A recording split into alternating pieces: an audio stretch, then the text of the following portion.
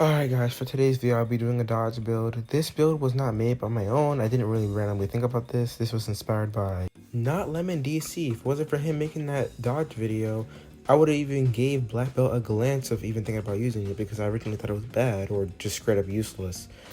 But yeah, to prove how good Black Belt is, depending on how much agility that I have on this build right now, I'm going to be testing it on Kai Guy because Kai Guy mainly, oh my gosh, Kai Guy is mainly about parrying. And while I am fighting Kai Guy, I'll explain how the build works.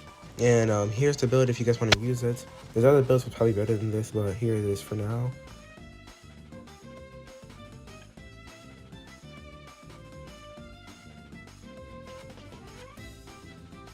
Also remember, in this build, it's not always going to be a direct chance of it being a dodge.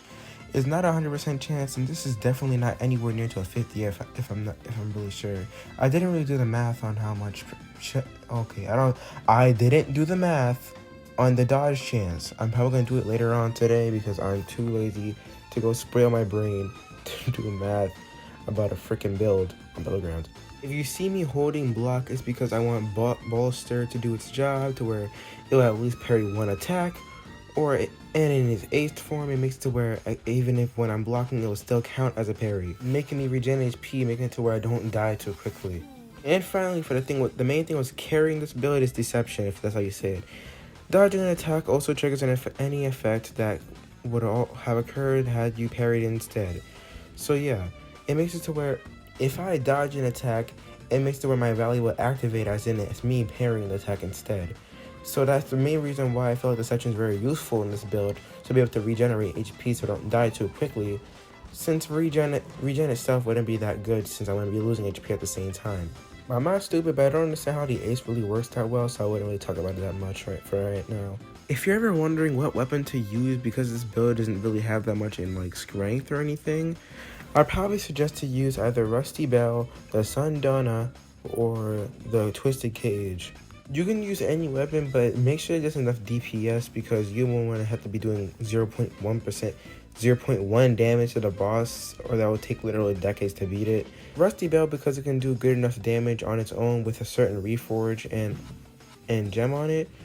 Sundana since it has a good DPS and at the same time is good on its own, but I don't recommend Twisted Cage that much since it can drain mana, and if you have the boots on, it can also drain 10 each time you dash.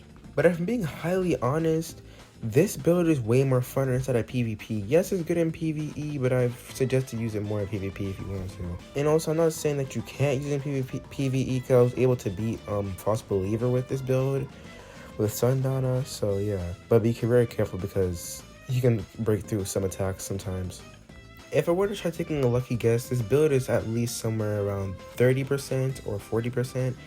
Because I still didn't do the calculations as I said at the start of the video. I'm not going to fry my brain trying to calculate how much percentage this is. I'd rather do that tomorrow. And there's some things we can counter dodge, especially for Spore Shot or any piercing move can counter dodge. And yeah, there goes Kai Guy. Yeah, I hope you guys enjoyed this build that I made. I'm going to be improving it more like during the day since I'm trying to find more better agility items, and I'm probably going to put lightweight or brisk on all my items to make it more better. And yeah, remember, when you're using this build, make sure not to get too confident because you can get unlucky and be able to get hit by every single attack from the boss or by an enemy.